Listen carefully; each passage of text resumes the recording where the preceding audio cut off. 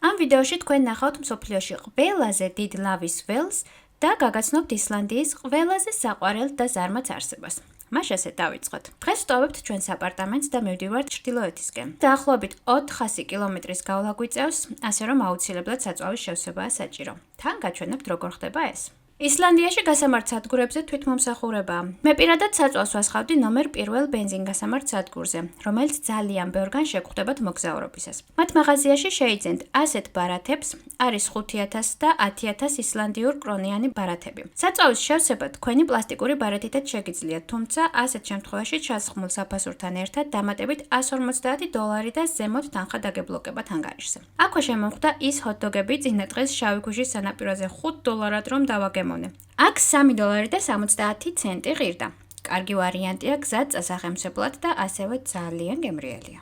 და აი ისიც. ელდრაონის ლავის უზარმაზარი ველი, რომელიც მსოფლიოში ყველაზე დიდი ლავისგან წარმოქმნილი ველია. ეს ველი ვულკანი ლაკის ამოფრქვევის შედეგად წარმოიშვა. მეცნიერები ლაკის ამოფრქვევას მიიჩნევენ ისტორიის მანძილზე ყველაზე შხამიან ამოფრქვევად. ისლანდიაში მან გამოიწვია დაავადებები, მოუსავლიანობა, რასაც მოყვა შიმშილი. მან ზეგავლენა არა მხოლოდ ისლანდიაზე, არამედ ევროპაზეც იქონია. ლავის ველის სისქე დაახლოებით 12 მეტრია და დაფარულია მყიფე ხავსით. მისი ფართობი კი 565 კვადრატული კილომეტრია. აქვე საინტერესო ფაქტს გეტყვით, რომ 1960-იან წლებში NASA-ს ასტრონავტები ელდრაონის ლავის ველს აპოლო 11 მისიის ვარჯიშისთვის იყენებდნენ. მათ სჯეროდათ, რომ ელდრაონის ლანდშაფტი და გეოლოგიური პირობები მთვარისას ზუსტად შეესაბამებოდა. საინტერესო არა? გავაგრძელოთ გზა.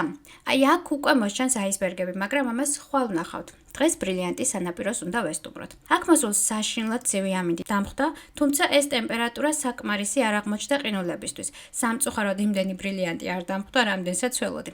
სამაგიეროდ აი ეს საყვარელი არსება გავიცანი. ნახეთ როგორ ნებიურობს ნაპირზე. არც ადამიანებს არ უფრთხის და მგონი პოზიორობაც ძალიან მოსწონს. რთულია მიატოვა, მაგრამ სახლისკენ მიმეჩქარება. ესეც ჩვენი ახალი აპარტამენტი. ერთად დავათვალიეროთ თუ როგორია იგი.